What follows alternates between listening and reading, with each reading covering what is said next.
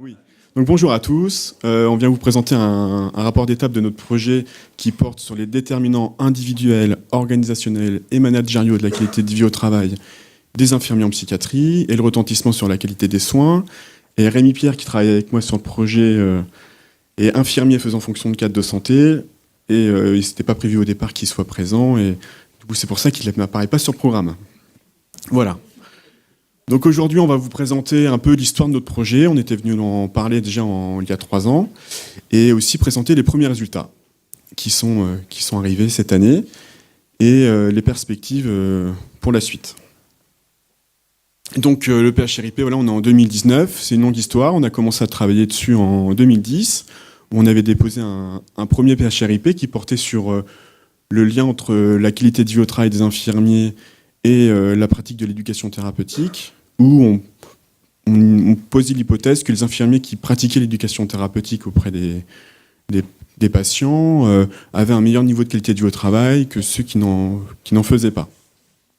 Donc on avait déposé ce projet parce que sur le pôle de psychiatrie, on avait donc un intérêt important sur la question de la santé au travail des infirmiers. Et malheureusement, ce projet n'avait pas été retenu. Et suite à ça, moi, je suis rentré à l'école des cadres. Et donc le projet avait été mis en stand-by. Et à ma sortie de l'école des cadres en 2012, on a décidé de reprendre ce projet, mais en donnant une nouvelle dimension. Parce que sur le premier projet, on avait travaillé vraiment à deux dessus avec un chef de clinique qui s'appelle Paul Bruno, qui s'intéresse aussi sur ces questions de qualité de vie au travail. Et là, on s'est rendu compte qu'à deux, c'était compliqué de pouvoir mener un projet qui soit validé par la DGOS, notamment sur les points de vue méthodologiques. Et donc là, on a changé totalement de fonctionnement. On a décidé de constituer une équipe à la fois pluriprofessionnelle et pluridisciplinaire, avec des personnes donc, du CHRU de Tours, avec donc, moi en tant que porteur de projet, donc Rémi Pierre ici présent, Justin Mongros qui était aide-soignant, qui est devenu depuis éducateur, qui était présent il y a 3 ans ici pour représenter le projet. Paul Bruno fait toujours partie de l'étude, même si cette année il est en Angleterre pour devenir PU. Et Véronique Méplot, qui est notre cadre supérieur de santé et qui nous soutient grandement sur ce projet. Et donc là, on s'est rapproché aussi du centre d'investigation clinique du CHU de Tours, qui nous a beaucoup aidé sur les côtés statistiques et montage méthodologique du schéma de l'étude. Donc la direction de la recherche nous a aussi soutenus. Et surtout, là, un des partenariats forts qui s'est créé, c'est le lien avec l'Université de Tours, avec une unité de recherche qui s'appelle l'unité de recherche de psychologie des âges de la vie, spécialisée sur la psychologie du travail notamment, avec Nicolas Gillet qui a beaucoup publié sur les questions de qualité de vie au travail, un peu en milieu de la santé, mais beaucoup en milieu industriel.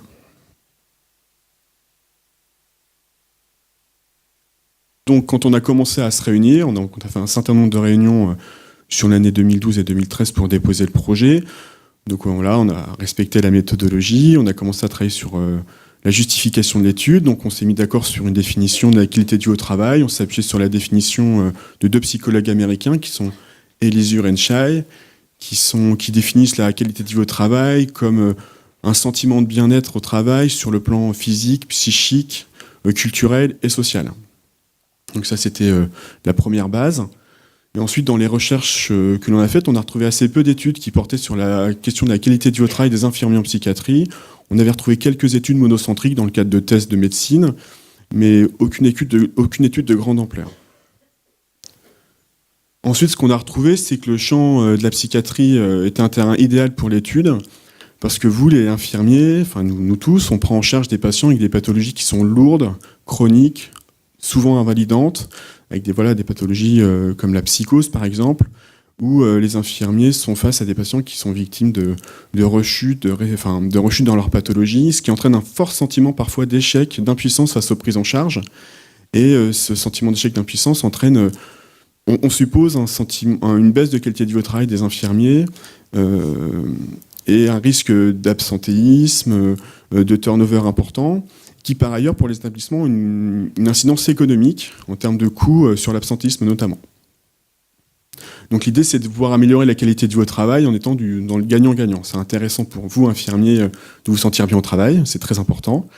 Nous, ce qu'on espère, c'est que ça soit aussi, on va en parler après, que ce soit important pour les patients en termes de qualité des soins, et puis que l'établissement, d'un point de vue financier, il gagne aussi. Et pour relier ces différents déterminants de la qualité de vie au travail à la qualité de vie au travail propre, il faut s'appuyer sur des mécanismes explicatifs. Donc on s'appuyait sur deux concepts. Donc le premier, c'est la théorie de l'autodétermination, qui a été définie par Deci et Ryan en 2005, qui dit que pour pouvoir améliorer sa qualité de vie au travail, il faut s'appuyer sur la satisfaction de besoins dits fondamentaux, qui sont le sentiment de compétence, le sentiment d'affiliation et le sentiment d'autonomie. Donc concrètement, se dire que plus un infirmier se sent compétent, autonome dans son travail et intégré dans une équipe pluridisciplinaire, hein. Donc médecin, infirmier, aide-soignant, assistante sociale, etc., plus son niveau de qualité de vie au travail sera élevé. Et par ailleurs, on s'appuie aussi sur le sentiment d'auto-efficacité qui renvoie aux croyances en fait, des infirmiers dans leur capacité à réussir les actes. C'est-à-dire que plus un infirmier pense réussir quelque chose, plus il a de chances d'y arriver. Et ça a un impact assez fort sur la qualité de vie au travail. Donc on s'est vraiment appuyé sur ces concepts-là pour définir notre travail. Et ce qui a sans doute aussi favorisé le choix de la DGOS pour financer notre PHRIP en 2013, c'est le fait qu'on a souhaité étudier 3 types de facteurs, donc les facteurs individuels, organisationnels et managériaux, alors que sur toutes les études qu'on a retrouvées, notamment dans le milieu de la santé, le facteur individuel n'était jamais étudié.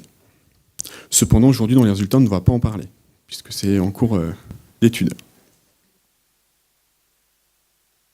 Je vais laisser la parole à Rémi. Donc bonjour à tous. La pièce rapportée qui n'était pas nommée initialement. Rapportée, non. Ah, c'est pas mal comme concept.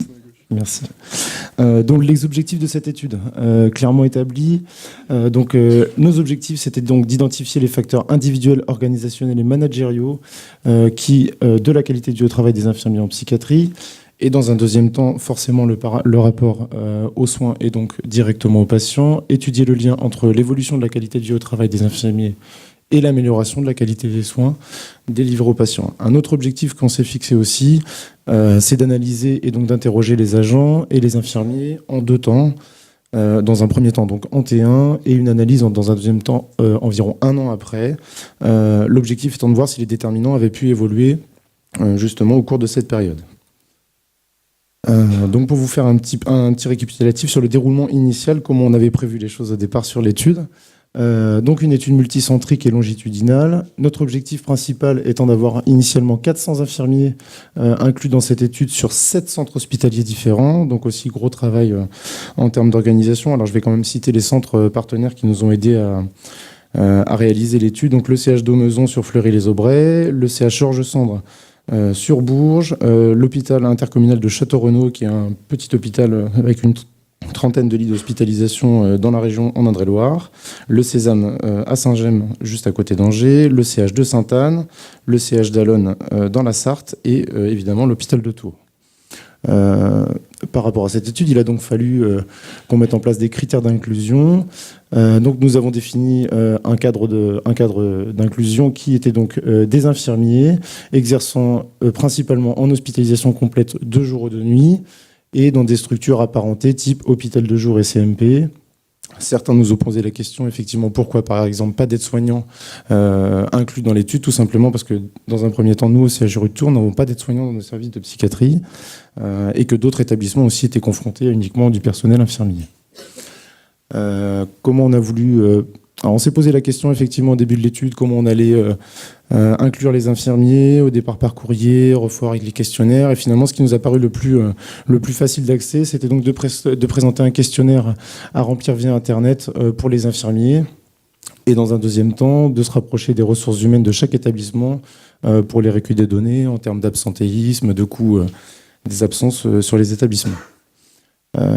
Et dans un deuxième temps, enfin même dans un troisième temps, parce qu'il y avait quand même beaucoup d'étapes, nous nous sommes engagés auprès de chaque établissement dans lequel nous sommes présentés à faire un retour en communication dans chaque établissement. Donc effectivement, on a déjà pris contact là avec quelques établissements pour envisager ça sur la fin d'année, la participation à des congrès et aussi des articles.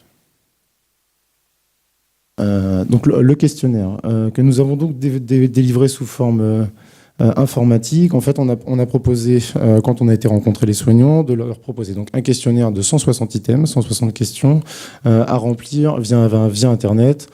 en sachant qu'il a fallu passer des conventions avec chaque établissement pour rétribuer financièrement, alors pas les agents, mais l'établissement, effectivement, pour le temps passé à remplir aussi l'étude.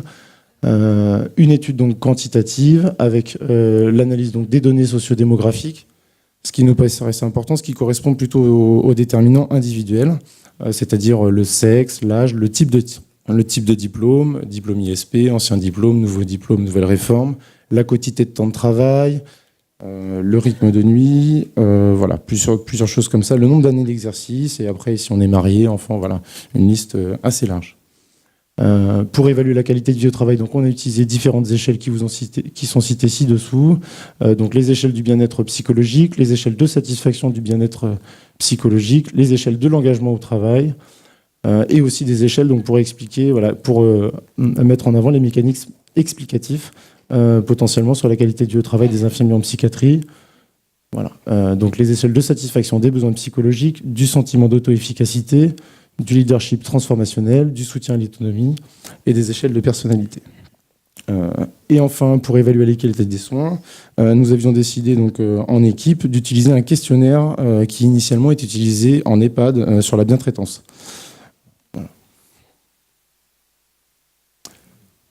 Donc là, je vous avais posé le postulat au départ du déroulement de l'étude et je vais vous faire quelques précisions sur effectivement comment s'est vraiment passée l'étude, parce qu'on a eu aussi des biais forcément dans l'étude et puis des petits couacs, comme on pourrait appeler ça.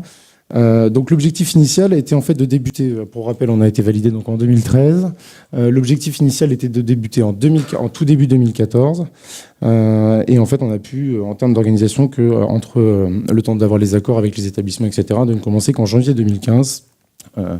Voilà, un travail de coordination, alors parfois sensible, je trouve que c'est un petit peu modéré, mais effectivement, avec les différents acteurs du projet, il y a aussi des choses sur lesquelles on n'était pas forcément d'accord. Et en termes d'organisation, voilà, c'était un gros travail, hein, comme vous l'a dit Pierre tout à l'heure, avec le CIC, les différents acteurs du projet. Initialement, donc 7 centres prévus.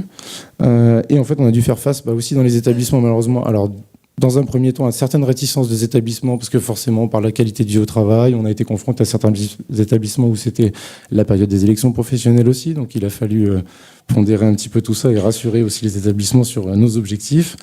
Aussi des changements de référents, des changements de direction, et donc, en conséquence, on a même dû inclure un centre supplémentaire dans l'étude, en cours, que nous avons fait rentrer en septembre 2015, puisque il y a un établissement dont je ne citerai pas le nom, on n'en voit pas l'importance, qui n'a pas pu, on va dire, on n'a pas réussi à inclure le nombre d'infirmiers qu'on espérait au départ. Voilà. Au final, nous avons donc abouti à 408 infirmiers inclus, un petit peu plus interrogés dans la première période, et pour se diriger au final en 2016, donc dans le deuxième temps, sur 293 questionnaires remplis, en sachant qu'au départ, on s'était fixé une perte de 25%, donc si on fait le petit calcul, je crois qu'on est vraiment plutôt pas mal. Voilà.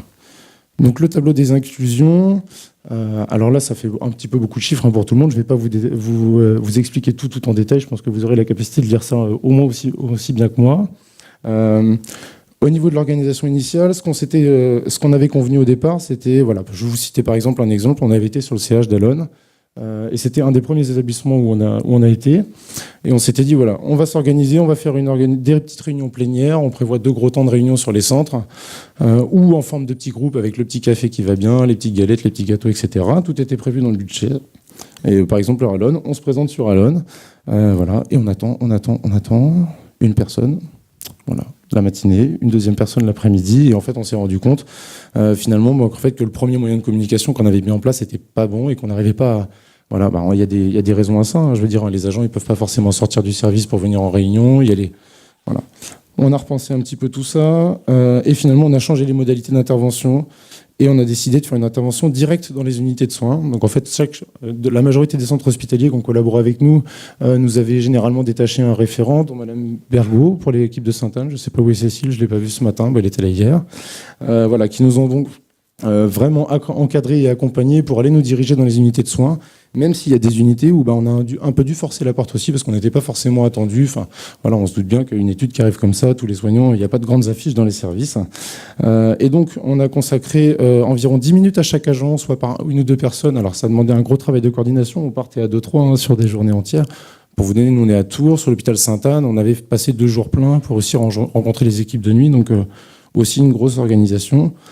Simplement, on présentait l'étude donc sur 10 minutes aux agents et on leur faisait donc remplir un questionnaire pour l'accord pour l'enregistrement de leurs données personnelles, puisqu'on communiquait avec eux par mail pour leur rétribuer le questionnaire.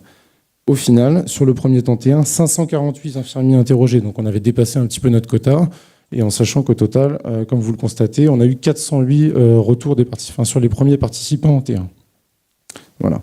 Et donc en T2 aussi, gros travail de relance notamment qui a été effectué par Pierre. Donc la relance des infirmiers un an après. Donc par exemple un infirmier qu'on avait vu en juin 2015, l'année d'après, à la même période en juin 2016, on lui reproposait une deuxième fois le même questionnaire. Et là on va se dire pourquoi. Et bien justement pour voir si les aboutissants avaient pu changer et si les déterminants avaient pu évoluer. On peut penser notamment au changement de manager, on peut penser à une réorganisation des soins, une mutation dans un établissement ou autre. Et au total, la perte estimée au départ était de 25%. Et donc, je vous dis, on est plutôt dans les clous avec 293 participants en 2016 et sur le retour des questionnaires.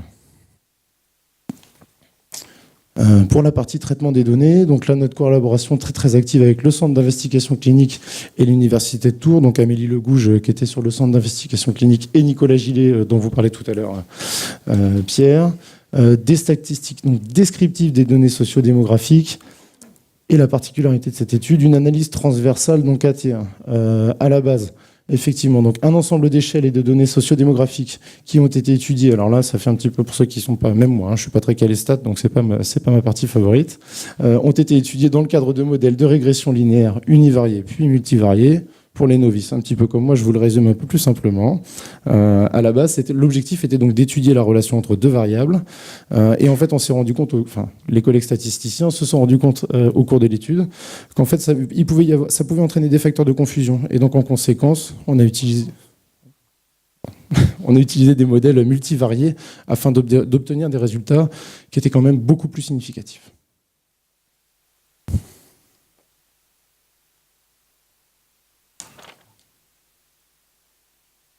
Et donc les résultats. Donc sur les données... Je vais aller trop vite.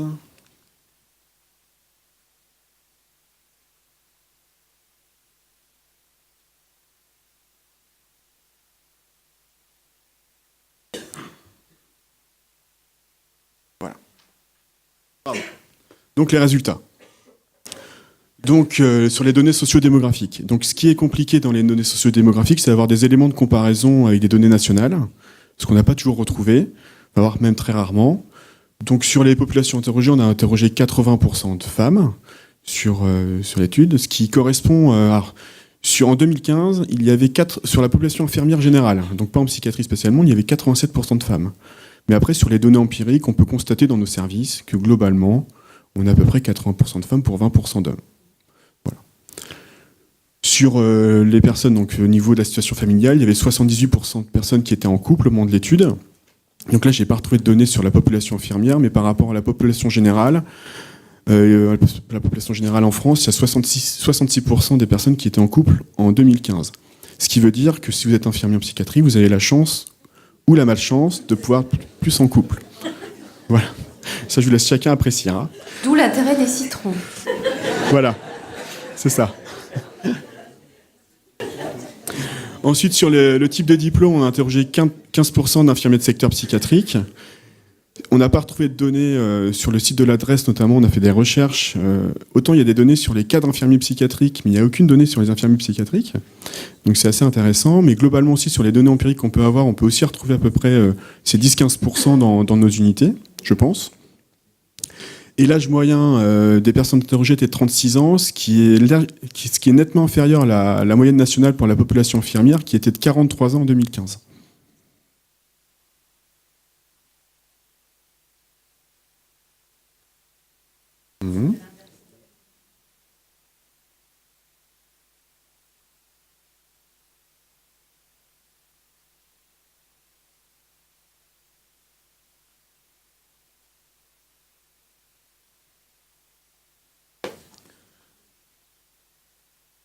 Donc sur les lieux d'exercice, on a interrogé, il y avait 74% des infirmiers qui travaillaient de jour, 4% de nuit et 22% qui avaient un exercice de jour et de nuit. Donc ces 22% en fait sont les infirmiers qui exercent à l'EPSM de la Sarthe à Allonne, puisque tous les infirmiers d'Hospi Complète travaillent à la fois de jour et de nuit. Donc c'est pas du tout représentatif des 8 établissements. Et puis on peut constater que les 4% de nuit, c'est sans doute pas représentatif non plus de la population générale des infirmiers en psychiatrie.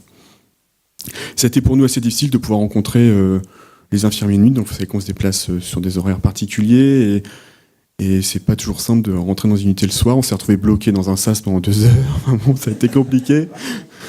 Voilà. On a appelé la sécurité de Sainte-Anne, on était coincés. Voilà, c'était compliqué. Voilà. Et puis sur le lieu d'exercice, on a interrogé 75% des infirmiers étaient en hospitalisation complète et 25% exerçaient soit en CMP, soit en hôpital de jour, ce qui correspond aussi dans les données empiriques que l'on peut avoir sur la répartition qu'on a sur les différents secteurs.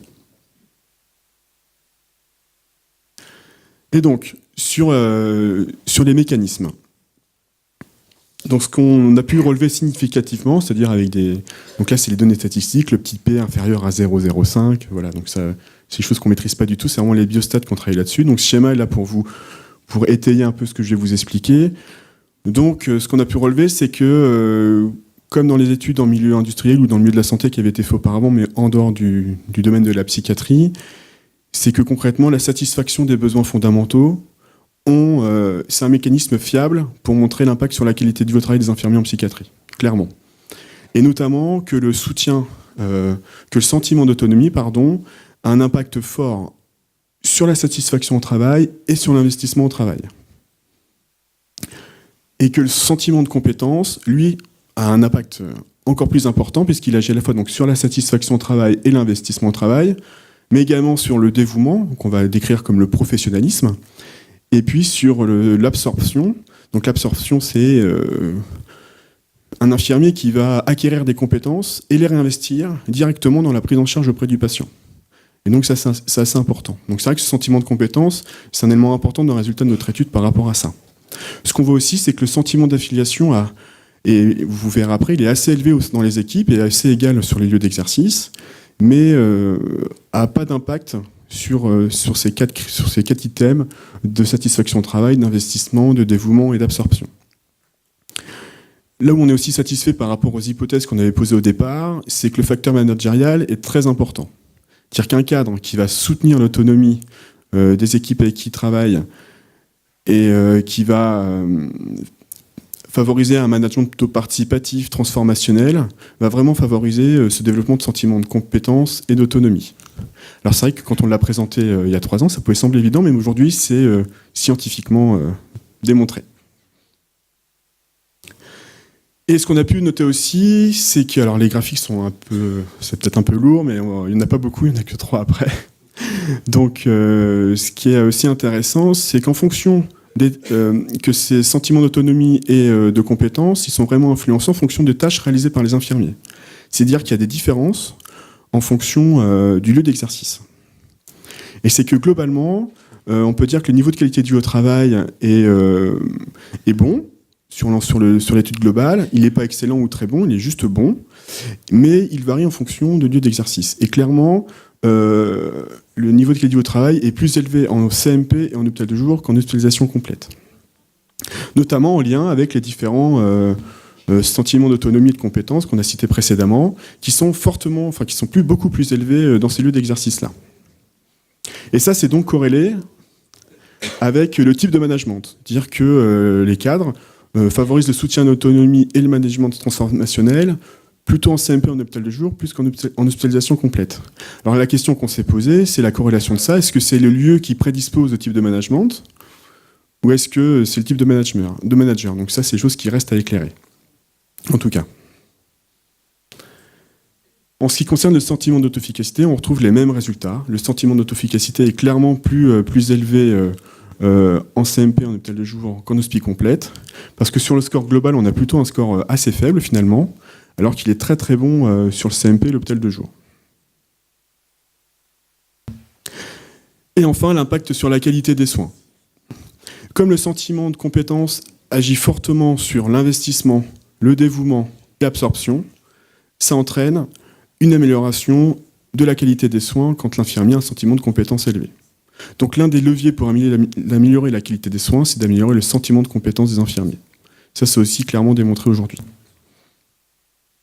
Cependant, on a utilisé une échelle de bientraitance qui est utilisée en EHPAD, avec un questionnaire qu'aujourd'hui on peut remettre en question, un questionnaire à 10 items, qui pose des questions notamment sur est-ce que vous frappez à la porte de la chambre avant de rentrer, par exemple, ce qui fait qu'en CMP, en hôpital de jour, c'est pas toujours adapté pour ce type de questionnaire. Donc nous, on se remet aussi en question par rapport à ça, et aussi sur la question d'une étude purement quantitative sur la santé au travail des infirmiers en psychiatrie. Donc aujourd'hui, on est dans une première phase de communication de nos résultats. Donc on a fait des courriers auprès des centres participants pour aller leur présenter les résultats entre mai et novembre prochain. Donc là, on attend les réponses. On leur a proposé de se déplacer 2 à 3 fois par établissement pour toucher le maximum de personnes. En termes de publication, on a une publication qui est en cours de décision. Je pense que ce sera plutôt favorable sur le Journal of Psychiatric and Mental Health Nursing, excusez-moi pour l'anglais, qui a été un article écrit par Nicolas Gilly qui travaille avec nous, qui présente notamment le premier graphique que je vous ai présenté, le schéma avec le sentiment d'autonomie et de compétence. Avec Amélie Legouge, on va écrire un article en français et on espère proposer en milieu d'année un article pour la revue de recherche en soins, des infirmiers. Et on a un projet aussi d'article anglophone aussi, qui sera sans doute écrit par Paul Bruno en fin d'année, quand il sera revenu de son année en Angleterre, du coup, plutôt sur les déterminants individuels. Voilà, on souhaite aussi écrire dans des revues professionnelles, donc plutôt l'année prochaine, et puis pouvoir diffuser nos résultats en congrès dans les mois et les années à venir. Et la question, c'est qu'est-ce qu'on fait de ces résultats, surtout ? Parce que c'est bien de dire que on peut travailler sur le sentiment de compétence, le sentiment d'autonomie, mais on en fait quoi après ? Et puis on a vu aussi les limites de notre étude quantitative. Donc moi cette année je suis en master 2 en santé publique, et donc je souhaite approfondir les résultats de cette étude en travaillant une étude monocentrique au CHU de Tours sur les lieux d'exercice, en enrichissant les données quantitatives avec des données qualitatives par des entretiens. Donc notamment sur ces aspects d'autonomie et de compétence, et sur la notion de qualité des soins. Et puis on a aussi, donc après ça, une réflexion en cours sur la mise en place d'une recherche-action qui pourra donc peut-être faire suite au Master 2, où l'idée sera peut-être aussi de voir les leviers qu'on pourra mettre en place pour favoriser le management, le soutien à l'autonomie, le management participatif dans une unité d'hospitalisation complète. Voilà. Merci de votre attention.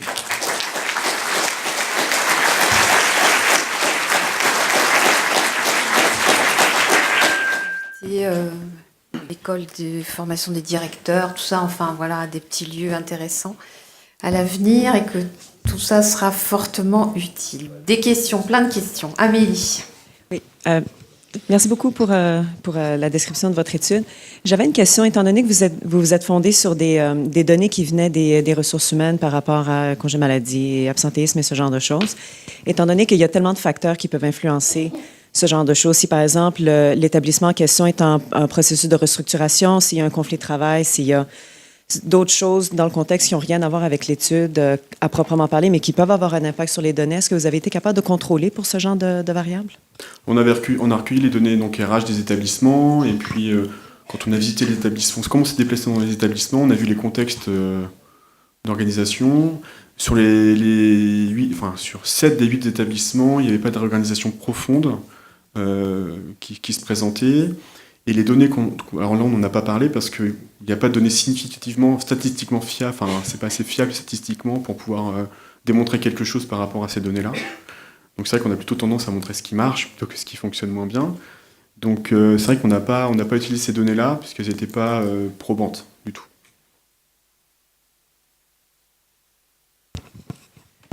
Merci. Monique Ostermeyer, Paris, CHU, psychiatrie, neurosciences. Moi, j'avais 3 types de questions. La première rejoint celle d'Amélie. On est dans une époque où il y a beaucoup de changements, donc de changements institutionnels avec des regroupements d'hôpitaux. Est-ce que c'est quelque chose, vous avez répondu en partie, mais est-ce que c'est une donnée qu'on peut prendre en compte dans le cadre de votre étude ? La deuxième question, c'est, je suppose que les critères d'inclusion, c'était l'hospitalisation adulte, quid de la pédopsie, hein, voilà. Et au niveau des structures également, il y a hospitalisation complète, HDJ, CMP, mais il y a d'autres structures, CATTP, Keep Mobile, voilà. Quid de ces structures-là également. Et puis non, c'est tout, j'ai fait le tour, ça fait 3 questions. Voilà. Merci beaucoup à vous pour cette présentation super importante. Sur la situation des établissements, donc comme je l'ai dit, il n'y avait pas de réorganisation profonde. Par contre, on ne voulait pas faire de comparaison par établissement. Donc on présente des données globales. Et ça, c'était assez important, c'était un engagement auprès des institutions aussi. Et par rapport à ça, ce on a vécu en visitant l'établissement, dont on avait parlé il y a 3 ans, c'était des situations parfois complexes dans un même établissement. C'est-à-dire que dans certains établissements, il y a des services, des unités qui sont plutôt favorisées en termes de moyens, de présence médicale, nombre d'infirmiers par demi-journée, enfin clairement en termes d'effectifs, et d'autres unités dans le même établissement qui sont où il n'y a plus de médecins. Voilà. Donc ça, il y a des écarts très importants. Mais dans cet établissement-là, on a interrogé les infirmiers. On ne nous a pas fermé les portes. C'est-à-dire qu'on a pu interroger les infirmiers des établissements de pointe, des services de pointe mis en avant par le CH, et ceux plutôt qui sont en difficulté. Donc ça nous permet d'avoir une représentativité par rapport à ça. Sinon, concernant les... Alors, je pense que pour la deuxième et la troisième question, je vais pouvoir faire une réponse globale, puisque en fait, vous parliez notamment de la pédopsychiatrie, et donc on n'a pas de service d'hospitalisation complète, nous, sur l'hôpital de Tours, en pédopsychiatrie. Voilà, on n'a que de l'hôpital de jour. Et sur les établissements donc, qu'on vous a cités, l'objectif aussi, c'était de toucher des établissements qui pouvaient avoir un fonctionnement assez différent. Donc des CHS, un CHU, un CH comme l'hôpital de Blois, et aussi le CHIC de Château-Renaud-en-Boise, donc qui est un établissement un petit peu périphérique de notre département, centre hospitalier intercommunal, qui fonctionne en fait sur 2 sites, où il y a une unité d'hospitalisation uniquement de 30 lits, et justement, eux n'ont pas non plus l'unité de pédopsychiatrie. Voilà, par exemple. Donc l'objectif, c'était de toucher des types d'établissements assez larges et assez variés, puisque notamment dans les données socio-démographiques, au départ, enfin en tout cas, ça nous a posé la question de savoir si, par exemple, si on travaillait en milieu rural, est-ce que ça aussi, ça pouvait influencer notre qualité de vie au travail et l'impact sur la qualité des soins. Voilà. Est-ce que si on travaille dans Paris intramuros, voilà, par exemple, avec le temps de trajet, enfin des choses, des aboutissants supplémentaires. Voilà. Oui, merci beaucoup. On pourrait dire que là, vous avez fait un premier travail un peu explicatif, si je reviens, et qu'il faudrait maintenant être sur le compréhensif, on pourrait dire. Et là, je vous inviterais à peut-être aller voir ce qui se passe du côté du CNAM et de la psychodynamique du travail. Parce que au fond, le rôle du management, il est peut-être aussi lié à... Alors, je résume rapidement à la psychodynamique du travail, c'est-à-dire l'écart entre le travail prescrit et le travail réel. En gros, l'idée, c'est que comment je vis cet écart qui est nécessaire, obligatoire, en psychiatrie comme ailleurs, hein. Alors peut-être encore plus en psychiatrie d'ailleurs, et comment je vis cet écart. C'est-à-dire, en gros, si je le vis sous la forme de la créativité, si je le vis sous la forme de l'autonomie, hein, comme vous dites, mais avec l'idée quand même de mettre quelque chose de moi-même dans mon travail, je le vis plutôt de manière avec du plaisir au travail, alors que si je le vis sous la forme de la faute, de l'erreur, je le cache, je le considère comme, presque, enfin, en tout cas, pas valorisant, je souffre au travail. Donc je me disais qu'au fond, peut-être que ce qui serait intéressant dans votre recherche, c'est peut-être aussi de vous inspirer, parce que je ne suis pas sûr qu'ils ont fait quelque chose en psychiatrie, le CNAM, de cette distinction entre travail prescrit, travail réel, qui, en tant que en tant qu'ancien cadre supérieur, je pense que c'est un élément, à mes yeux, essentiel. C'est comment je vis cet écart travail prescrit, travail réel. Je pense que la réponse peut être apportée notamment sur le graphique qu'on vous a montré, notamment sur le CMP, où peut-être qu'effectivement il y a une partie du rôle prescrit, mais que la partie, alors pour moi, je sais pas, la partie informelle effectivement du travail et tout ce qui n'est pas d'ordre prescrit est peut-être plus importante, ou en tout cas ce sentiment d'auto-efficacité, il est sûrement beaucoup plus important dans ce cadre-là, c'est sûr. Peut-être vous rapprocher de Pascal Moulinier, en particulier, qui s'intéresse beaucoup à ces questions. Et probablement, je vous rejoins, cet aspect-là n'a pas été exploré. Et Paul Bourret, absolument. Paul Bourret aussi, on l'a publié. Je pourrais vous donner leurs coordonnées. C'est des gens qui pourront peut-être étayer la prochaine phase. Moi, j'ai une question plus basique. Vous aviez les 15% d'infirmiers de secteur psychiatrique. Est-ce qu'ils étaient répartis pareil entre l'intra et l'extra? Et d'autre part, est-ce que vous avez pu noter éventuellement ou faire une analyse sur leur sentiment de compétence au travail? Est-ce qu'il était différent? Ils sont répartis à peu près de la même façon sur l'intra et l'extra. On les a retrouvés sur les trois types d'exercices de manière globale. Après, c'est ce que va faire Paul Bruno, notamment cette année, sur ces données-là.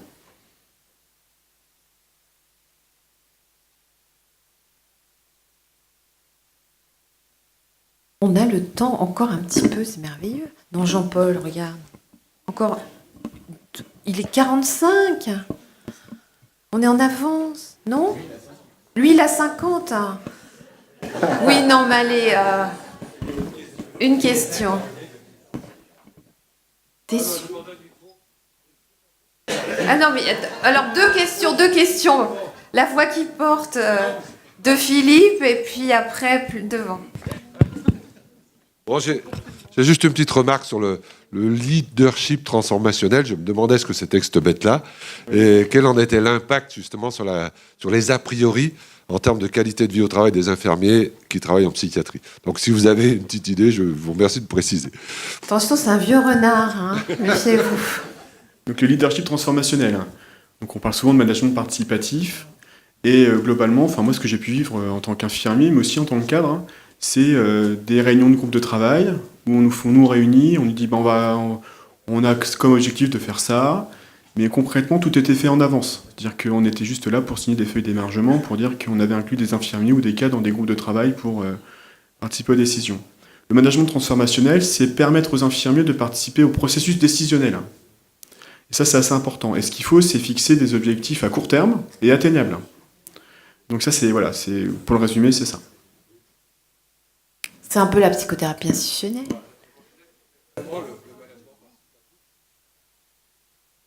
Absolument. C'est les vrais, en réel, oui. Encore une question? Non, c'est un commentaire et puis une information, Isabelle.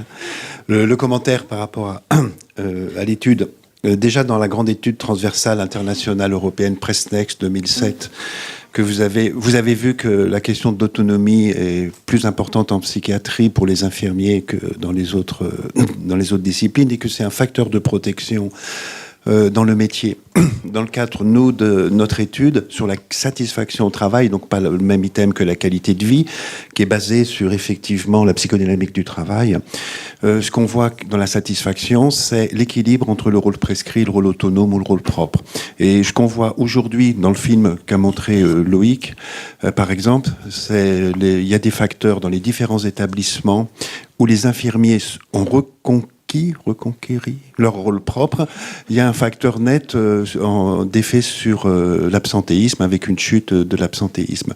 Donc la question de réinvestir son métier, son rôle propre, voire de le reconquérir, a un effet sur la qualité de vie des professionnels au travail. Et je pense que la mesure d'après, je regarde un peu du côté de la FNAPSI, a un effet direct en termes d'impact sur la qualité, je précise, la qualité du son.